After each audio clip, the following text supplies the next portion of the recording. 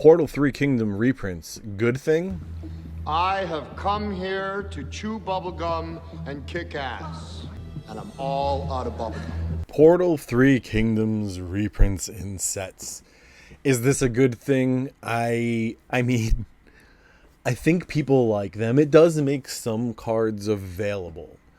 But from Wizards' way of doing things, I don't think they're doing it right. Again, this is another example of reprinting not intelligently when they need to reprint intelligently. Portal 3 Kingdoms reprints. Let's discuss Portal 3 Kingdoms. Portal 3 Kingdoms was a set that was made to draw in people from the Far East, Far East, what am I? Imperial British. It's meant to draw in the Asian crowd from China, from Japan, from Korea, and it was a pretty interesting set.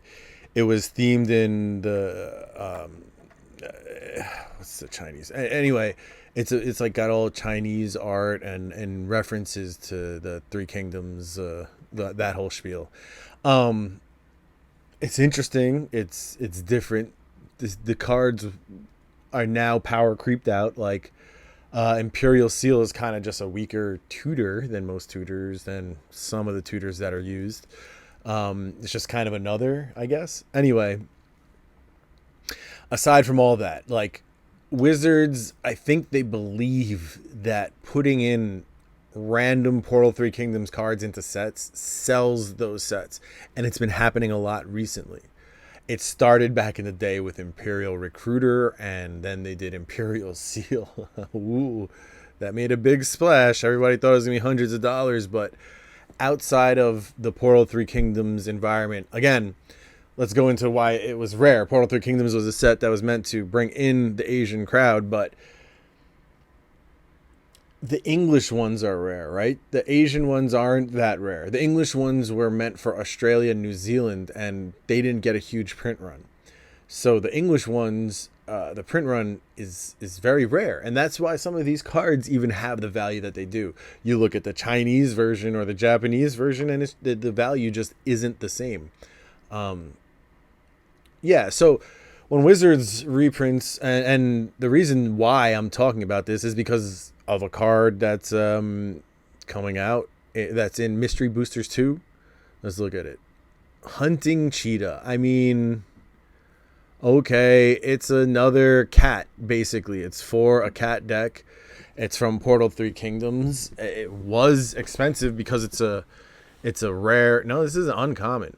But, there isn't any. It hasn't been reprinted, and I guess they feel like this is going to be valuable, but... Okay.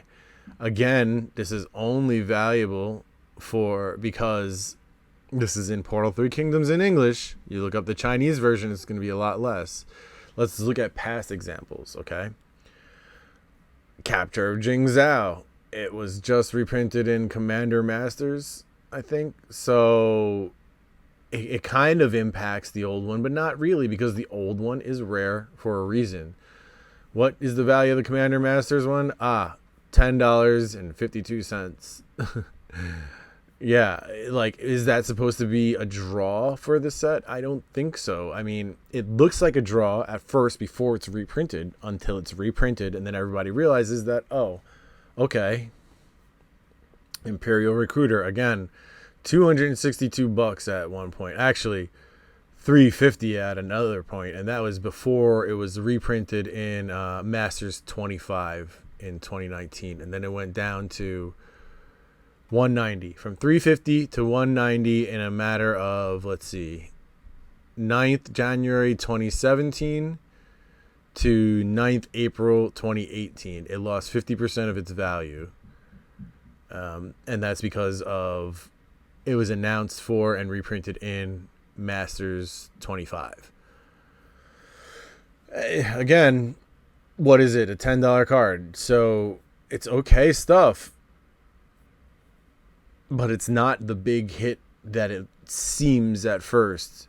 Yeah, $1,000, right? Oh my God, gotta get double Masters 22. Meanwhile, it's $100 card, and even that, I think, is just held up because of its previous reputation. It's kind of crazy. So, okay. All this is to say that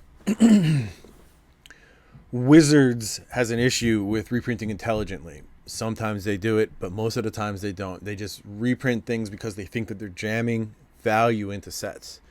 But then these reprints, all they do is they become worth less, and the old one just devalues a little. So all you've done is just reprint nothing special and bring down the value of the old one. That's, if they did it in a way that it was limited or special, maybe it would hold its value. And maybe it would attract people to the product. But they refuse to make reprints special or any type of limited or with any longevity in mind. Because I think if you retain that value every time you reprint, like you're more tight-fisted with it, or you're more you do it more accurately in a way that feeds the market with the supply that it needs without oversupplying or whatever.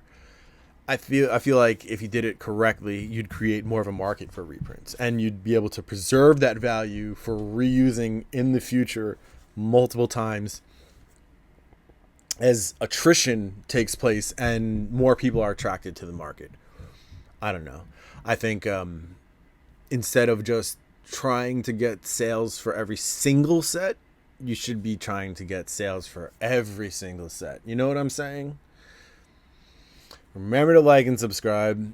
If you're into older Magic, we rip it on my Patreon. We need more people to participate. It's a tough time in the economy. We got a few patrons, but not a lot of people are doing extra spending on stuff like box breaks. So we need more support in that type of area. Otherwise, check out, if you're going to buy any cards, remember to use my TCG Player affiliate link.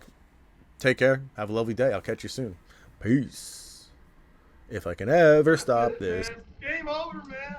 Game over. What the fuck are we going to do now? What are we going to do? Maybe we could build a fire, sing a couple of songs, huh? Why don't we try that?